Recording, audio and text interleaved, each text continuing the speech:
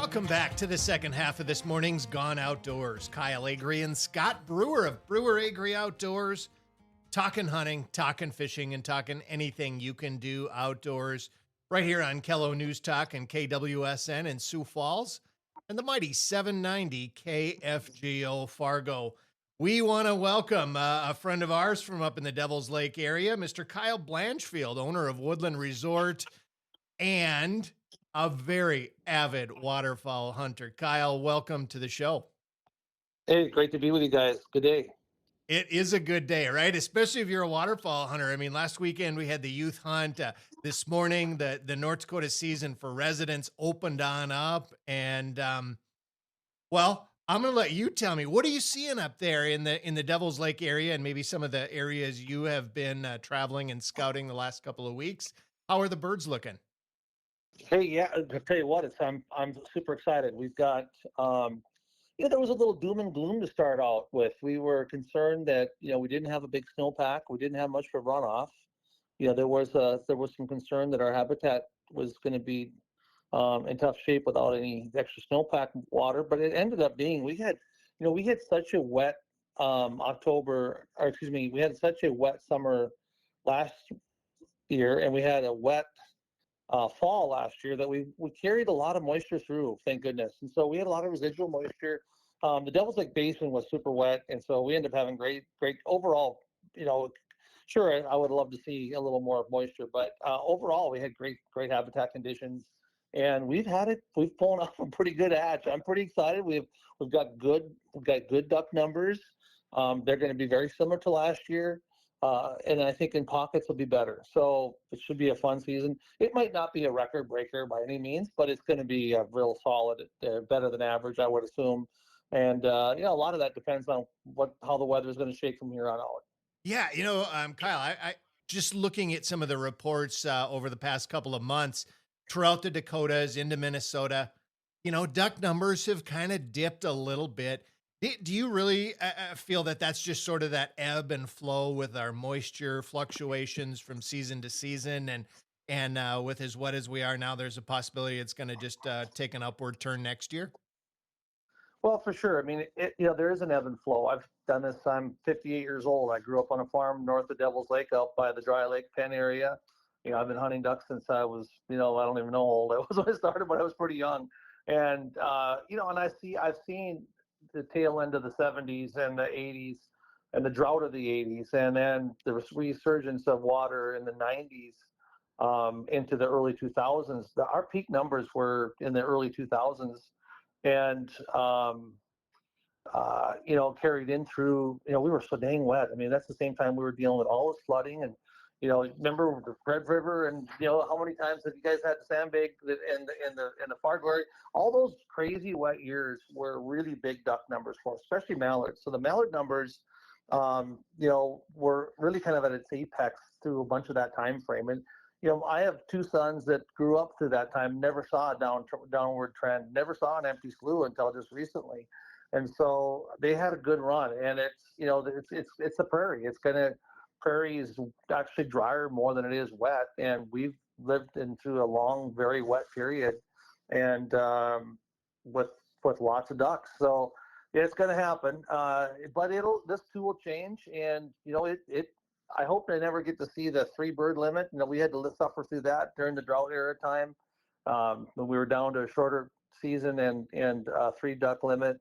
We've had this liberal 6 bird limit on ducks for a long, long time, and I think we've kind of got used to it to the point where we got spoiled, for better lack of terms, and it's a little reality check. But guess what? This is still the mecca of waterfowl. I mean, we are so blessed in North Dakota to have the numbers we have and the opportunities we have. Hey, Kyle, how much do predators affect duck numbers year after year? Well, if you follow what Delta Waterfowl has to say, it can be very significant. And like our farm, we have Delta trappers on our farm or my brother's farm. Delta does a really good job in the Devils Lake, Candu. They have a bunch of Delta trappers in parts of of our drift prairie and the Prairie Coteau.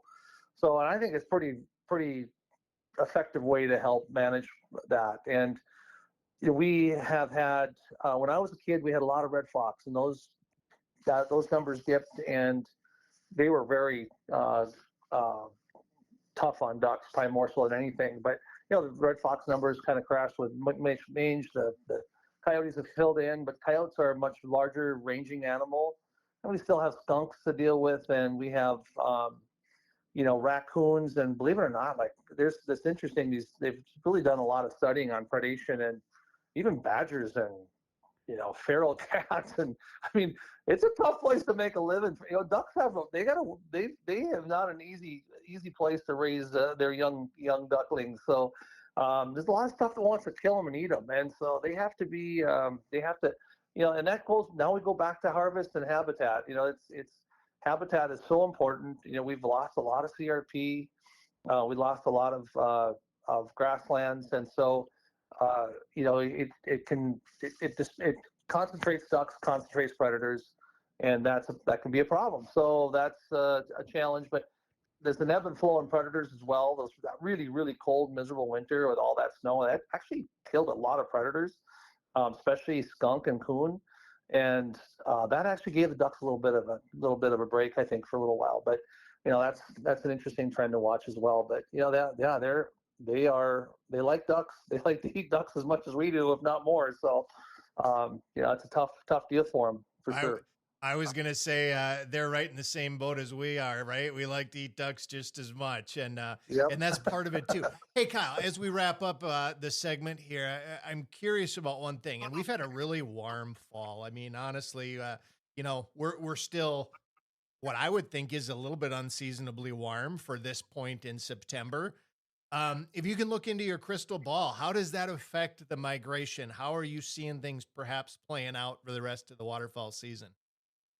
Well, that's a big deal, and so some waterfowl migrate by the amount of time in the day. They're photosensitive to migration that way, and some need a nudge from Mother Nature. So, I think we've got good duck numbers in North Dakota. We don't, I always tell people we don't really have to wait for the ducks to get here. We grow our own here. I mean, this is a very significant part of the prairie pothole region that produces an awful lot of ducks. So, but eventually we're going to burn these out, and we're going to need an infusion of new birds out of Saskatchewan and Manitoba, which, by the way, had a very good hatch as well. And that takes weather, especially for stubborn mallards. They don't like to move.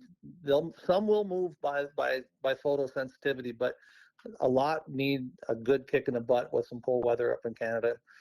Storm systems, at least the northwest wind.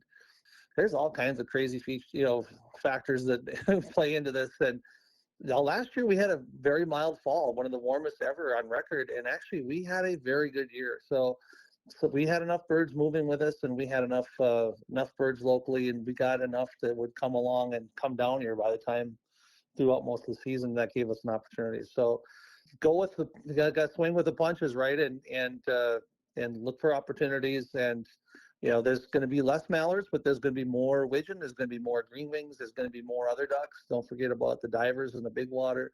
There's all kinds of fun stuff to do. You might have to adjust your expectations a little bit.